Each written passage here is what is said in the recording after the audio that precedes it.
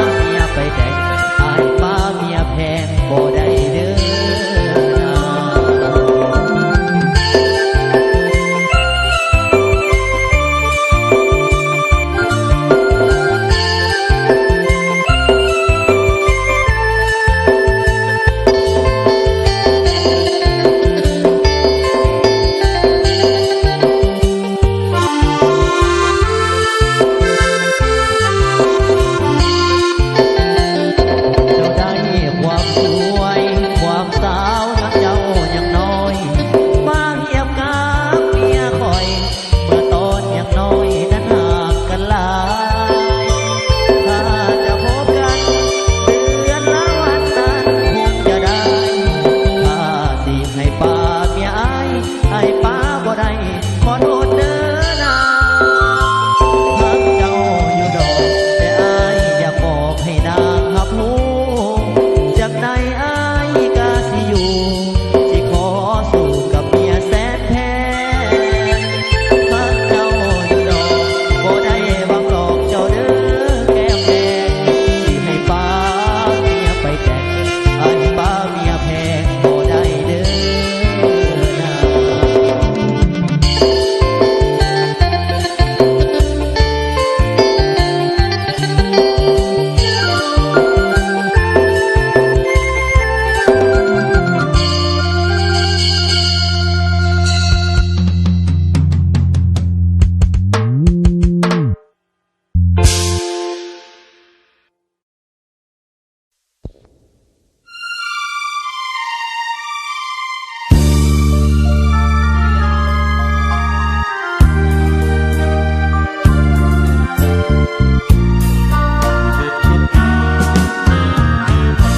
เห็นหยาดน้ำฝนหล่นจากสายคาเหมือนหยดน้ำตายามฟ้าสะอื้นฟ้าคงเจ็บปวดดวงใจสุดฝืนฟ้าคงสะอื้นมองมนจนซ้ำสวงในฟ้าโกรธเคืองไผจึงแอบละทมหรือว่าฟ้าตมเป็นแผลหัวใจหรือมีความผิดอารมณ์หวั่นไหวหรือคนหาได้ฟ้าจึงได้หลั่งน้ำตาดินอยากสาบอยากเช็ดน้ำตาฟ้าหลังแต่เก่งฟ้าสั่งว่าดินต่ำกว่าฟ้าดินยังหวังตั้งใจเอาไว้ว่าแม้นฟ้าสิ้นคนปรารถนาจงโน้มลงมาดินจะประคองฟ้าอย่าโศกสันอย่าหวั่นเกรงกลัวดินจะสร้างตัวเป็นภูเขาทองฟ้าคงจะสุขยามเฮาเคียงสองฟ้าคงใสสองสิ้นความมองมนดื้อไทย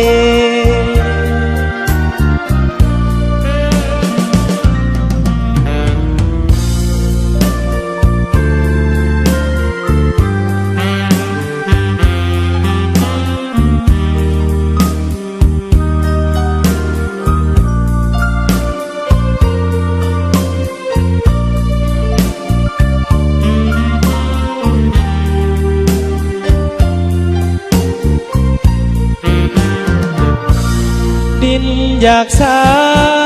อยากเช็ดน้ำตาฟ้าหลังแต่เก่งฟ้าสั่งว่าดินต่ำกว่าฟ้าดินยังหวังตั้งใจเอาไว้ว่าแม้นฟ้าสิ้นคนปรารถนาจงโน้มลงมาดินจะประคองฟ้าอย่าโศกสันอย่าหวั่นเกรงกลัวดินจะสร้างตัวเป็นภูเขาทองฟ้าคงจะสุขยามเฮาเคียงสองฟ้าคงใสสองสิ้นความมองมนดื้อไทย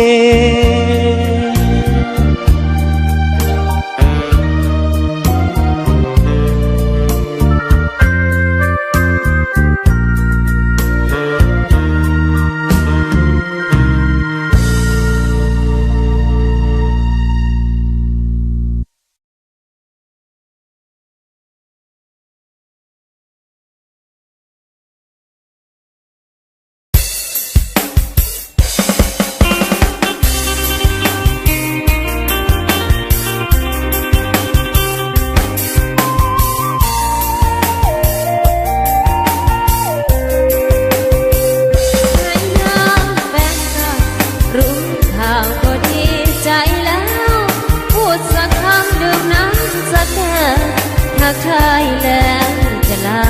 ไปขอโทษที่มาแบบจู่โจมจนต้องแปลกใจเหตุผลคือทนไม่ได้รักใครแต่ใจยังคิดคนเป็นอดีตไร้สิทธิ์จะมาเรียกร้องแค่ฟังเสียงเพียงสายตาจ้องพอได้ต่อลมชีวิตหัวใจรับหาจึงเดินมามองหน้าสักนิดถึงแม้ประตูใจปิดขอสิทธิ์เพียงรู้เข้าใจสบายดีหรือเปล่าพบกับเขาแล้วเป็นไงบ้างเรือนหอสร้างเสร็จหรือยังวางแผนแต่งกันปีไหนพักผ่อนบ้างนะหน้าตาพี่ดูสู้ไปขอบคุณที่มีน้ำใจทักทายผู้หญิงใจร้าวในน้ำแฟนเก่าขอเพียงรู้ข่าวเท่านั้นไม่ได้ครองแต่รักยังมันจึงขอสุขใจเป็นเงาวันนี้ที่มาแฟนเครื่องฝากขอโทษเขาแวะคุยแค่พอรู้ข่าวเท่านี้ก็สุขใจแล้ว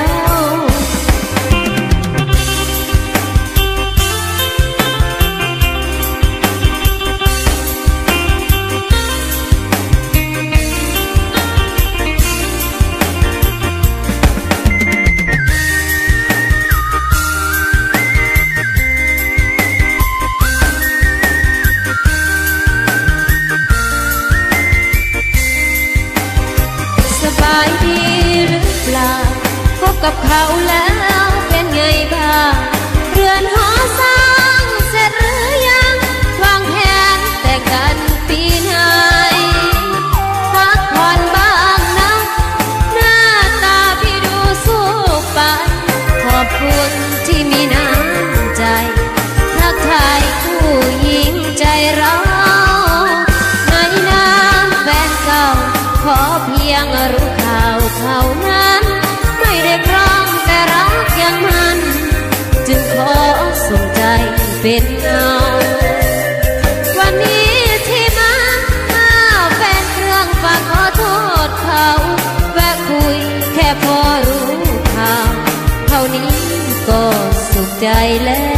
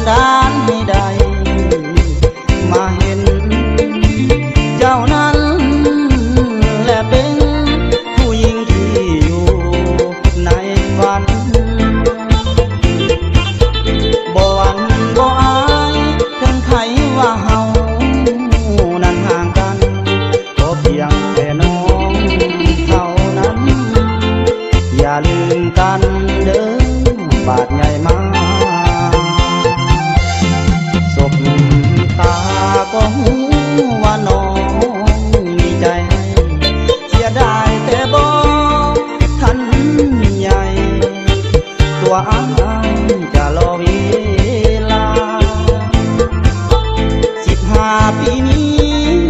อีก3 ปีคงท้องดีกว่า เจ้าเคยให้สัญญา18 ปีนาจึงมาพัวพัน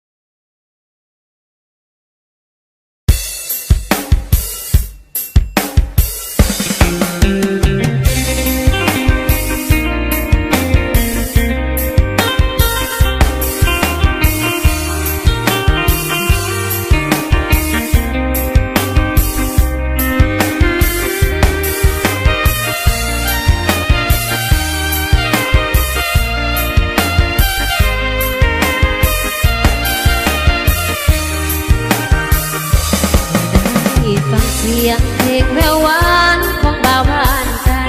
แม่นแค่บอกว่าอายหลงไหลหลงรักปักใจในสาวบ้านเกินบ่เหมือนคำเว้าอายกันใส่อายทำเหมือนอยากแค่นอลงน้ำสู่เพิ่นสาวบ้านเกินลงสู่ล่อลวงชาวบ้านเดียวกันมาเย้ยยันจนน้องอับอายว่ามัวเมาฮักบ่าวบ้านไกลก็สนใจคนคอยเฝ้าห่วงสมดังว่าจ้าบ่าวบ้านนาเขาฝากมาลวงสาวบ้านเกินต้องเป็นบ้าปวงย้อนถือคำลวงของบ่าวบ้านไกลน้องยังคอยให้อยู่ทุกวันบอกเคยหลงลืมคำมันยันแต่อายนั้นแล้วที่เปลี่ยนใจถ้าดอกบอกแพงให้อายมาขอแต่งไว้ไว้หากยันน้องเป็นของคนใหม่ที่ตัดสินใจเฝ้าไปสู่ขอถ้าอยากเป็นเคยให้บ้านเกินในแดนบ่อเกลือนัดพบกันที่บุญสวงเหือก็ได้เมื่อน้องจะเฝ้ารอสมกันใจบอกผู้ใหญ่ของอายไปขอน้องจะคอยด้วยหลังตั้งต่ออายไปสู่ขอเป็นเคยบ้านเกิด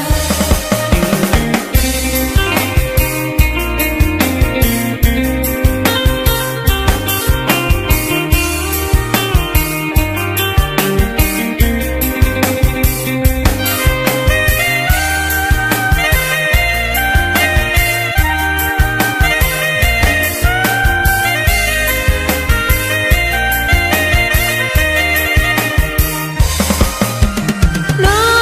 งยังคอยอายุทุกวันบอกเคยหลงลืมคำมันอยากให้อายนั้นแล้วที่เปลี่ยนใจถ้าดองบ่แพงให้อายมาขอแต่งไว้ไว้หากอย่าน้องเป็นของคนใหม่ที่ตัดสินใจเฝ้าไปสู่ขอ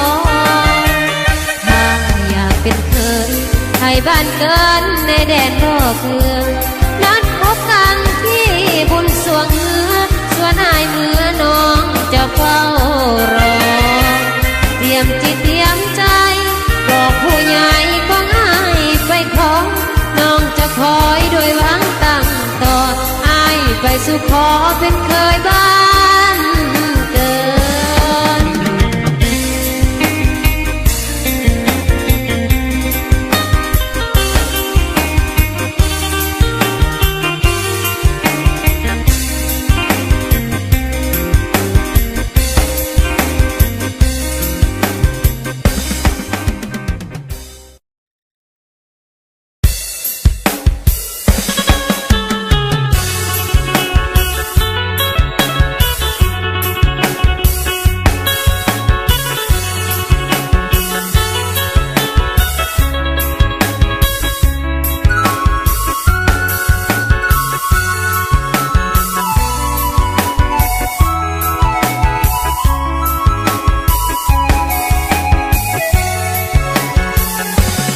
จ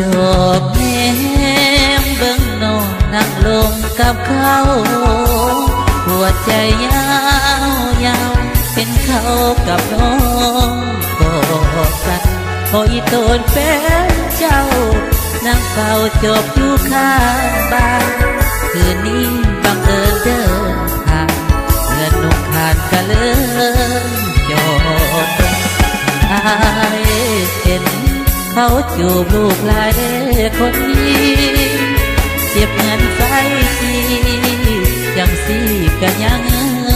มาเห็นไอ้หนุ่มวิโกมาหาเจ้าแต่กังเว้นน้ำตาไหลกระเด็นหาใบมันก็บ่ฟังนั่งเป่าเขากดแต่หัวคำจนว่ากอดเกินเหลือใจแห้งไข่แดงๆน้องลุยตุยตอนอยู่กับ เจ้าบ่เคยได้สุขกะแดกตอนว่าสิได้คุยเขากินเรื่องตั้งแต่กลางย่างบนหน้าคดตอนยังโค้งปันใจที่ก่อนเพื่อนถามเป็นโตไปนอนค้างคืนอยู่เรือนไทยมาบอกกล้าบอกเขาก็เลยตัวออกมาว่าเมื่อคืนเขาไปน้องนาควยรับกินกานาบอก